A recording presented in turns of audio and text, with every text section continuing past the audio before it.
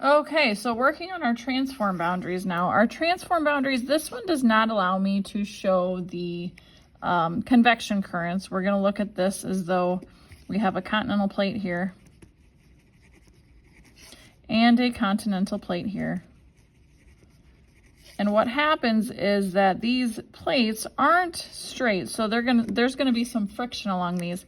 One plate is moving this way.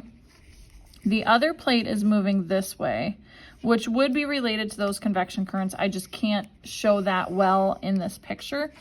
And what we're going to have is we're going to have some major earthquakes. So our plates are going to slide past each other.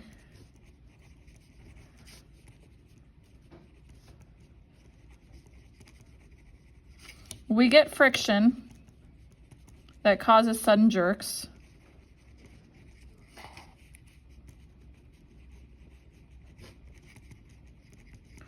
And these are the locations where we can get shaking.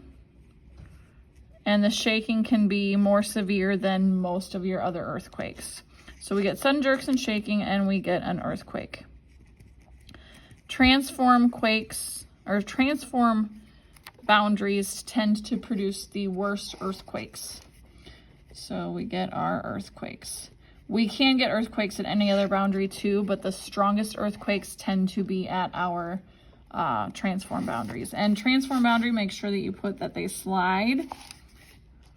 Transform slides past each other, and we will move on to our other one.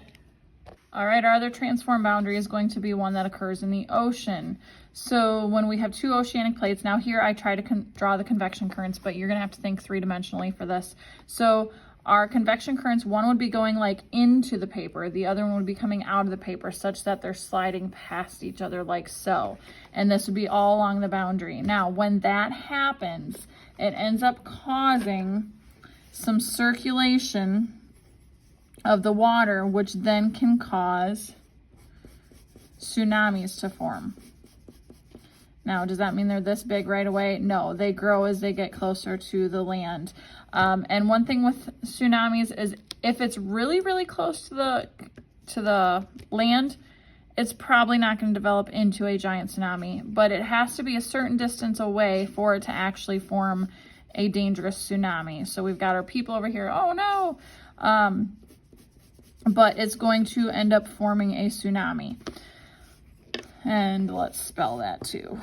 T-S-U-N-A-M-I.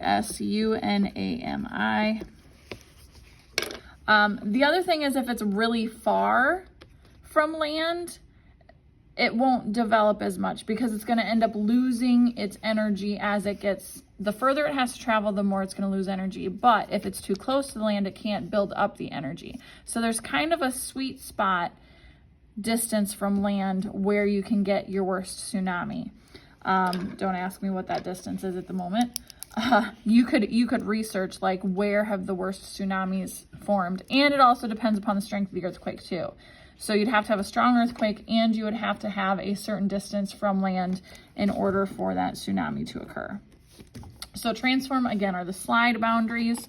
So our plates slide past each other. Same as the last one, friction causes jerks. We're going to have a shift in the water, and that shift is going to end up forming a tsunami. The energy is going to build up, but that's kind of the main idea of how a tsunami occurs. A tsunami is basically just due to an underwater earthquake is one way to put it. So we're going to put that in there too. So it may not even be like, even if there's the transform are the ones that tend to form the tsunamis. Is it possible for a tsunami to form at another location?